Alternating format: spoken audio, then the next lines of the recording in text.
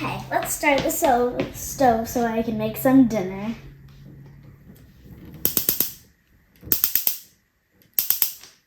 Why isn't there any gas coming out? I better call someone who can fix it. Yes, hello. Gas is not coming out of my stove. Thanks for the call, Nora. All right, so the situation we got here is that when you turn on this back one, there's no gas coming out. You can turn on another one and you hear gas and it lights. So we gotta take this apart to take a look at the igniter right here. So first we need to turn off the gas supply. So do you wanna show us where it's at? It's down there. Right, that red handle. That red handle. We need to turn it to the right. All right, nice work. So now the gas is off. Let's check it. You're also gonna wanna make sure that you unplug it. Remove the electricity so you don't get electrocuted. All right, so now when we turn it on, you don't hear any gas. We can also double check there's no gas coming out with this detector. Nope. All good. So let's get everything off here. Take these caps off.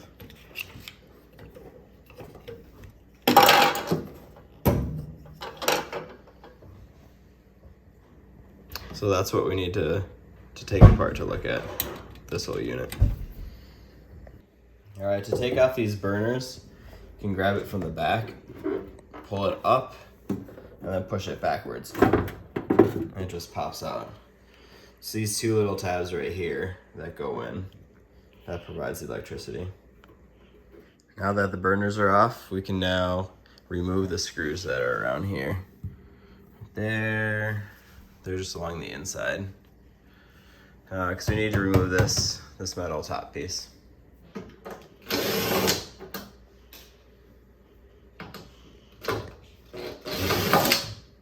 Once you have all the screws out, you can just lift this up.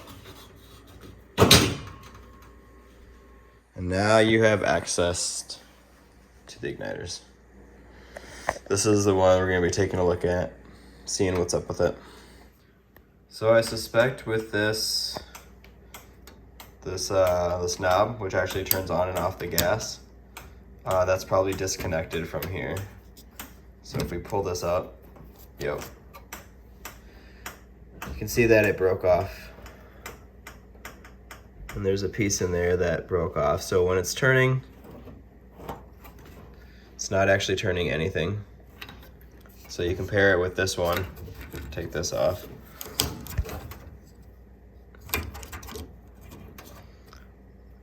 Then this one turns, and that's what turns on the gas, and then turns it off.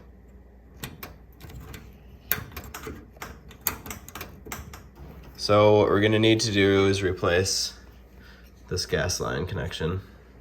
So here's the replacement part.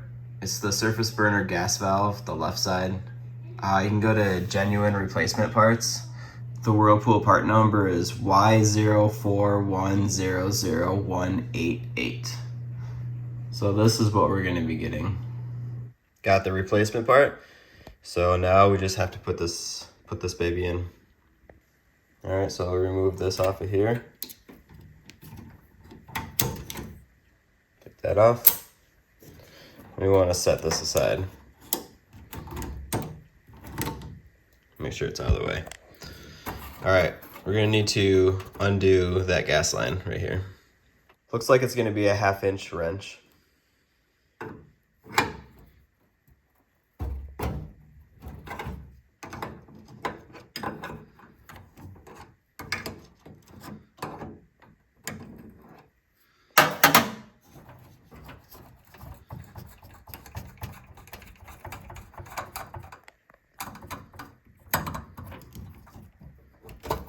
Okay. In order to remove the burner valve, you actually have to go underneath, and there's a screw that's holding this in on the bottom side underneath this mixing chamber. But unfortunately, there's a plate underneath. So I've actually never done it before, but I think you have to remove this gas line, and then this whole thing will go up and you can access it from the underside. But since I just need to replace this part that broke off, it's attached to this little ring right here, I can remove these 2 bolts and then replace this one with the one that's right here. All right, once you get those little bolts out, you can start taking it apart, and you can see that there's a spring in there, so careful you don't lose the parts. Now we'll do the same for this side.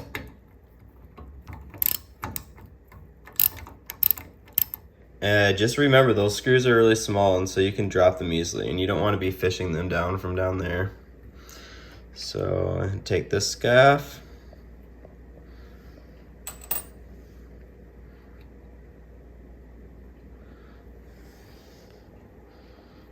All right, now we're just going to replace that assembly with this.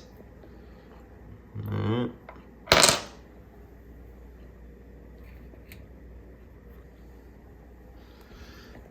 And then you'll notice, if you look here, the raised side is on the outside.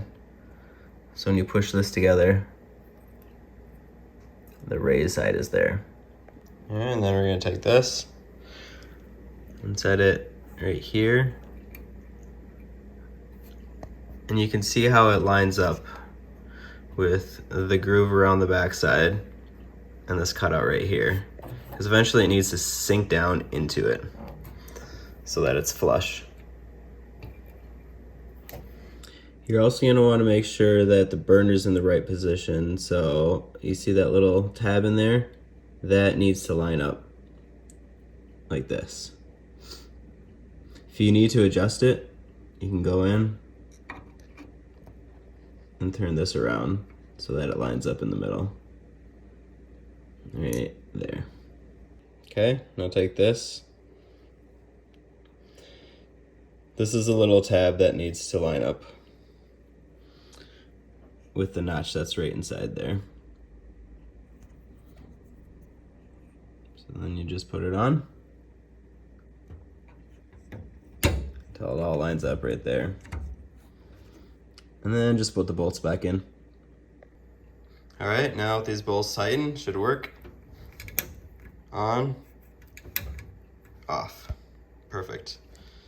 All right, now reattach the gas line here.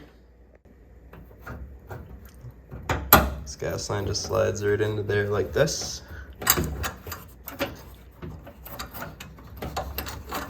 And then this screws on.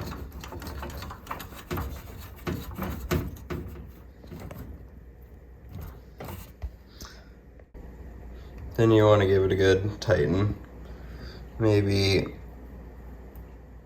1/8 of a turn, just enough to kind of clamp it down and hold it secure, but not too tight to strip it. All right, now put the igniter cap back on. Just gotta line it up, push it down. There we go. All right, now we just gotta put on the tops and the grills. All right, top on first, and then the screws go in along the inside. And then with these suckers, you gotta put these little electrodes into the holes right there. So you just kind of set it in there, and then make sure you just kind of guide it in, and then push it from the back. Do the same for the other side. Here. Set it down, and then guide it in. There you go. Now you just got to put these caps on. Might be a little tight. You just got to push them on.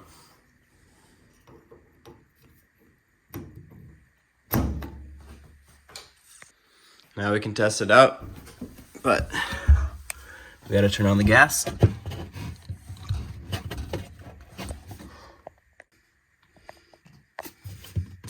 The gas is pointing up, so that means it's going in. And then plug it in. All right, now it's plugged in, the gas is on. Let's try out one that works first. All right, that works.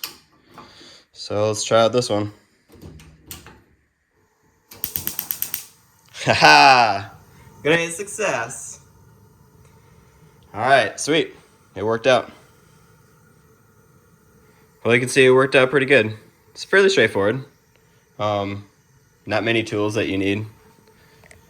And really didn't require taking this out, just taking the top off.